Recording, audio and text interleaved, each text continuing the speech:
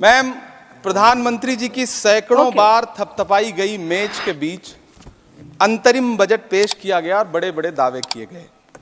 देश ये कैसा बनाया आपने, लूट कर पैसा बनाया आपने, देखिए जलते दिए भी बुझ गए, अजब दीपक राग गाया आपने। मैम,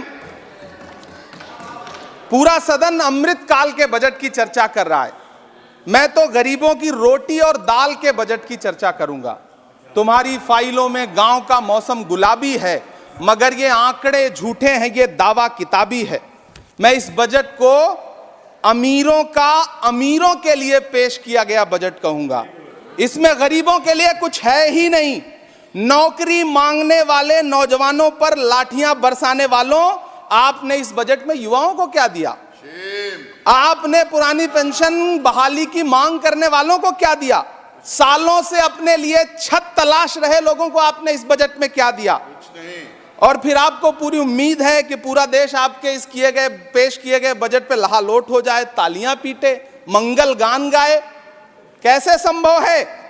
मैं सदन में खड़ा होकर के इस बजट पे चर्चा करते हुए कहना चाहता हूं कि इस बजट में फुटपाथ पर रहने वाले, छप्परों में रहने वाले, झुग्गियों में रहने वालों के लिए क्या है, उनके लिए क्या है? जो प्रधानमंत्री के किए गए वायदों की बाट जोह रहे हैं। हर साल फरवरी की खूबसूरत सुबह और सजी हुई संसद से बरसते हुए झूठे वायदों की जवाबदेही कौन तय करेगा? कौन बताएगा कि 2022 में प्रधानमंत्री जी जो सबको पक्का मकान देने वाला वायदा किए थे उसका क्या हुआ? लोगों के सरों पर छत देने वाले प्रधानमंत्री जी के जुमलों से अलग उन्हें यह क्यों नहीं दिखता कि राज्यों में बैठे हुए उनके नुमाइंदे लोगों के सरों की छतें उजाड़ रहे हैं? उत्तर प्रदेश हो, असम हो, जम्मू कश्मीर हो, मध्य प्रदेश हो, भाजपा शासित राज्यों के बुलडोजर न सिर्फ लोगों के घरों को उजाड़ रहे हैं बल्कि कुचल रहे हैं लोकतंत्र को, संविधान को, अदालतों के मेयार को। मैम, मैं आंकड़ों की बाजीगरी से अलग हट करके इस बजट पर एक बात कहना चाहता हूं। आंकड़े तो ऐसे हैं इस बजट के, ये कह रहे हैं 4 करोड़, वित्त मंत्री जी 3 करोड़ कहती हैं, प्रधानमंत्री जी 4 करोड़ कहते हैं। पहले तो आप इस झूठ में ही आपस में ही सलट लीजिए कि 4 करोड़ सही है या 3 करोड़ सही है।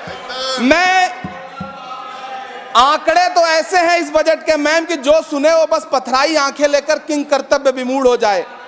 लेकिन झील में पानी बरसता है हमारे देश में, झील में पानी बरसता है हमारे देश में, खेत पानी को तरसता है हमारे देश में, जिंदगी का हाल खस्ता है हमारे देश में, दूध महंगा खून सस्ता है हमारे देश में। मैम, रोजगार, महंगाई, किसान, मनरेगा, पेट्रोल डीजल के दाम, गैस सिलेंडर के दाम, फसलों की एमएसपी की गारंटी, इन सब जन सरोकार की बातों से इस बजट का कोई लेना देना नहीं। हमारे ट्रेजरी बेंच के साथी हंगामा कर रहे हैं। मैं तो कहना चाहता हूं मैम, वो एक बार इनके एक नेता एक गांव में गए और उन्होंने गांव में कहा कि गांव वालों आओ, मैं तुम्हारी समस्याएं समाप्त करना चाहता हूं। गांव वाले इकट्ठा हो गए। नेताजी ने गांव वालों से कहा बताओ तुम्हारी 2 समस्याएं बताओ, मैं दोनों समस्याओं का यहीं पे समाधान करूंगा। तो गांव वालों ने कहा साहब हमारी पहली समस्या है कि हमारे यहाँ कोई हॉस्पिटल नहीं है।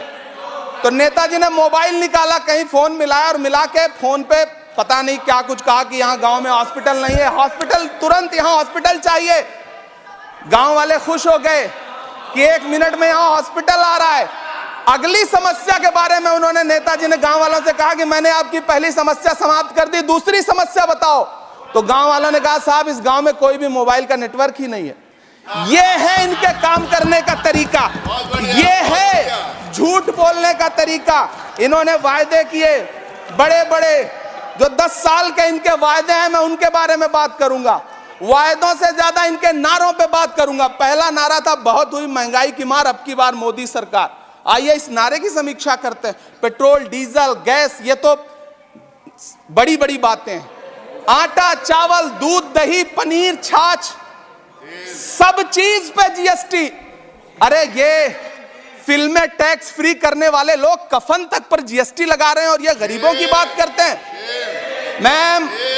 मैम, ये सरकार झूठ की सरकार है। ये सरकार के जितने दावे हैं सब खोखले हैं। आज प्रधानमंत्री जी कह रहे थे सबका साथ सबका विकास। ये कैसा सबका साथ सबका विकास है कि मौलाना आजाद नेशनल फेलोशिप आपने बंद कर दी, आपने माइनॉरिटी डिपार्टमेंट का बजट घटा दिया। आप कह रहे हैं सबका साथ सबका विकास। आप बात करते हैं बेटी बचाओ बेटी पढ़ाओ। हमारी आंखें हाथरस से लेकर कठुआ से लेकर के और देश की जंतर मंतर की सड़क वो देख रहे हैं, जब हमारी ओलंपिक पदक लाने वाली बेटियों को प्रधानमंत्री की चौखट पे अपना मेडल रख देना पड़ रहा है। इससे शर्मनाक क्या हो सकता है। मैम, कृषि विकास दर जो 2014 में 4.6% थी, इस वर्ष गिरकर 1.8 कैसे हो गई? क्यों हर दिन 31 किसान आत्महत्या करने को मजबूर हैं? ये सरकार उन पर क्यों बात नहीं करती? कीमत तो बहुत बढ़ गई शहरों में धान की, लेकिन विदा ना हो सकी बेटी किसान की। मौका मिला तो लोगों ने कुर्सी के वास्ते तस्वीर ही बिगाड़ दी हिंदुस्तान की, और आज बड़ी बड़ी बातें कर रहे हैं। मैं यहां पर आपसे खड़ा होकर के मैं अंत में इतना कहना चाह रहा हूं कि वित्त मंत्री जी ने बजट में ट्रेनों के डिब्बे को वंदे भारत कोच में बदलने का एक प्रस्ताव रखा अपने भाषण में। ठीक है, ये सुनने में कानों को बहुत अच्छा लगता है, लेकिन मैम, ये सरकार ट्रेनों की सुरक्षा के बुनियादी मुद्दों पर एक शब्द नहीं बोलना चाहती। बालासोर हादसे में घायल हुए लोगों की चिता की राख अभी तक ठंडी नहीं हुई है। वंदे भारत के वीडियो पोस्ट करने वाली ये सरकार कभी भारत की जनरल डिब्बों की, रेलवे के स्लीपर क्लास डिब्बों की वीडियो अगर पोस्ट करे ट्विटर पे तब समझ में आए। बिहार से, इलाहाबाद से, लखनऊ से दिल्ली आने वाली, मुंबई जाने वाली ट्रेनें देख लीजिए, उनकी हालत देख लीजिए, तो आपको लगेगा कि ये वही ट्रेनें हैं। आज स्थिति ये है कि रेलवे स्टेशन तो छोड़िए, रनवे पर खाना खिला रही हैं आपकी प्राइवेट एयरलाइंस। अभी आपने जुर्माना लगाया है, नोटिस दिया है एक एयरलाइंस को। यह स्थिति आपने करके रख दी है ट्रेनों की, एयरलाइंस की।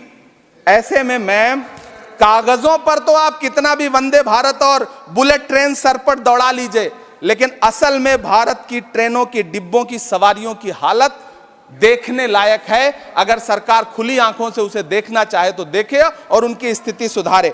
आज अपने प्रधानमंत्री जी ने अपने भाषण में यहां खड़े होकर कई बार न्यू मिडिल क्लास की बड़ी चर्चा की, न्यू मिडिल क्लास जनरेट करेंगे। लेकिन मैं तो यहां खड़ा होकर के सरकार से कहना चाहता हूं कि न्यू मिडिल क्लास का जुमला अपने पास रखिए। यह बताइए कि जो पुराना मिडिल क्लास है उसके साथ आप कैसा व्यवहार कर रहे हैं। आज उसकी स्थिति क्या है? आप अमीरों के कर्जे माफ कर रहे हैं, उद्योगपतियों के कर्जे माफ कर रहे हैं, और यहां स्थिति यह हो गई है कि जो मिडिल क्लास, उसकी जो रोजमर्रा की जरूरत की चीजें हैं उस तक पर आपने जीएसटी लगा रखी है। आप फिल्में टैक्स फ्री करते हैं, लेकिन स्टूडेंट्स के प्रतियोगी परीक्षाओं के फॉर्म की फीस नहीं माफ कर सकते। आपको बाकी जगहों पर टैक्स लेना है, हर जगह टैक्स लेना है। मिडिल क्लास से आपका कोई रिश्ता नहीं। मिडिल क्लास तो आपसे कह रहा है कि मोहब्बत, भाईचारे के दीवाने दिन ही लौटा दो, वो सस्ती दाल सब्जी के सुहाने दिन ही लौटा दो। ये अच्छे दिन तो अंबानी अडानी को मुबारक हो, हमें ऐसा करो साहब पुराने दिन ही लौटा दो। वो पुराने दिन जो बहुत अच्छे थे, वो पुराने दिन जहां लोग एक दूसरे से मिलजुल करके रहते थे। मैम, इलाहाबाद, दिल्ली, कोटा जैसे शहरों में छोटे छोटे कमरों में अभावों के साथ पढ़ाई कर रहे युवा किताबों के साथ गल चुके हैं। उनके हिस्से अधेड़ अवस्था तो आई है, लेकिन नौकरी और रोजगार नहीं आया। हर साल 2 करोड़ नौकरियां देने का दावा करने वाली ये सरकार 10 साल में युवाओं को नौकरियां नहीं दे पा रही है। 20 करोड़ नौकरियों का बोझ है इस सरकार के कंधे पर, और 2024 में देश देखेगा कि उन्हीं 20 करोड़ नौकरियों के बोझ तले दबकर बैठ जाएगी यह सरकार। यह देश देखेगा, क्योंकि जिस ओर जवानी चलती है उस ओर जमाना चलता है। देश का युवा नाराज है, देश का युवा गुस्से में है। ऐसे में उसकी पीड़ा को इस बजट में कहीं भी आवाज देने की कोशिश नहीं की गई। मैं आपके बीच खड़ा हूं, मैं तो वित्त मंत्री जी का भाषण सुन रहा था। यह कहा जा रहा था ये अमृत काल का बजट है, ये अमृत काल का बजट है। ये कौन सा बजट है ये बाद में तय होगा, लेकिन मैं इतना जानता हूं कि ये इस सरकार का अंतिम बजट है, आखिरी बजट है। इसके बाद न्याय का बजट पेश होगा जिसकी चर्चा राहुल गांधी जी पूरे देश में कर रहे हैं। न्याय का बजट, 5 न्याय, महिलाओं के लिए, युवाओं के लिए, सामाजिक न्याय की बात जिसकी चर्चा पूरे देश में राहुल गांधी जी कर रहे हैं, वो न्याय का बजट पेश होगा अगली बार। ये इस सरकार का अंतिम बजट है, अंतिम बजट है। अमृतकाल में गरीबों की रोटी और दाल के लिए इस बजट में कोई प्राविधान नहीं है, कोई चर्चा नहीं है। बहुत बहुत धन्यवाद। Thank you.